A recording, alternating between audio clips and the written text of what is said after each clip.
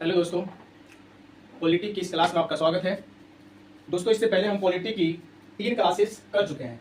आज जो lecture number या क्लास या सेशन नंबर 4 है, इससे पहले हम लोग पॉलिटी की 3 क्लास में संविधान के बेसिक स्ट्रक्चर और उसमें कितने अनुच्छेद, कितनी अनुसूची और कितने भाग हैं, इसको हम लोग मूल रूप से पूरा स्ट्रक्चर देख चुके थे, जिसमें से हम सभी अनुसूचियों को आपको पढ़ा चुके हैं। यानी हमारे संविधान में देखा जाए तो मूलतः 12 अनुसूची है।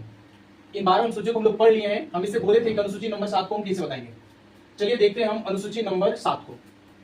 अनुसूची 7, भारतीय संविधान का अनुसूची नंबर 7।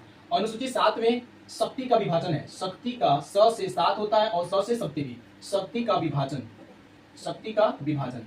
अनुसूची नंबर 7 में शक्ति का विभाजन है। इसमें शक्ति को 3 भागों में बांटा गया है। इसमें शक्ति का विभाजन 3 भागों में किया गया है। पहला है संघ सूची, इसको संघ सूची बोलते हैं, संघ सूची। इसमें टोटल 100 विषय हैं। टोटल कितने विषय हैं? 100 विषय हैं। इसमें कानून बनाने का अधिकार केंद्र सरकार को होता है। केंद्र सरकार को होता है। इसमें संसद कानून बनाते हैं। ये जो संघ सूची में 100 विषय हैं, इसमें कानून बनाने का अधिकार केंद्र सरकार को होता है और पूरा उस कानून को स्ट्रक्चर या पूरे तरीके से बनाने का कार्य संसद करते हैं। दूसरा आता है राज्य सूची। राज्य सूची इसमें टोटल 61 विषय हैं। टोटल 61 विषय हैं। इसमें कानून बनाने का अधिकार राज्य सरकार को होता है। राज्य सरकार को कानून विधानमंडल बनाता है। ये जो 61 विषय हैं, ये पूरे राज्य सरकार के अधीन होते हैं और इसमें कानून बनाने का अधिकार विधानमंडल को होता है। और जो संघ सूची में 100 विषय हैं, ये केंद्र सरकार के अधीन होते हैं और संसद इसमें कानून बनाते हैं। ये जो संघ सूची में क्या आ जाएगा? रेलवे आ जाएगा, बंदरगाह आ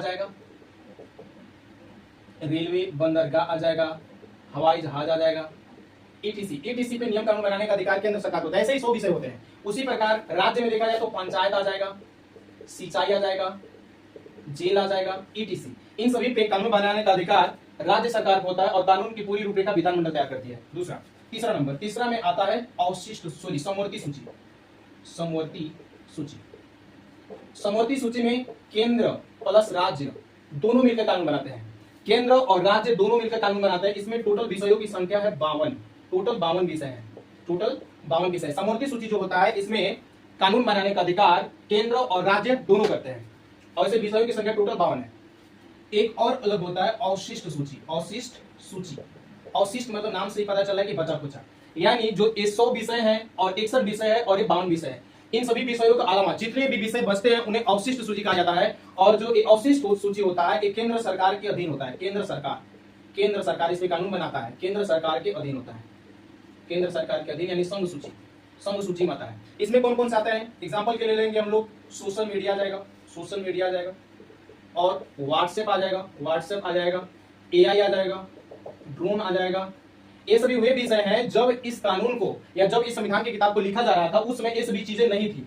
और जब ये चीजें नहीं थी तो उस समय इन विषयों को इसमें रखा नहीं जा सकता था। और जब ये विषय अभी वर्तमान में आई हैं तो इन विषयों को एक अलग से सूची में रखा गया, अवशिष्ट सूची में, और ये केंद्र सरकार का अधीन होता है और इसमें कानून बनाने का अधिकार भी संसद का ही होता है। ठीक है दोस्तों, आज के लिए इतना ही रहेगा, फिर अगले दिन आगे देखते हैं।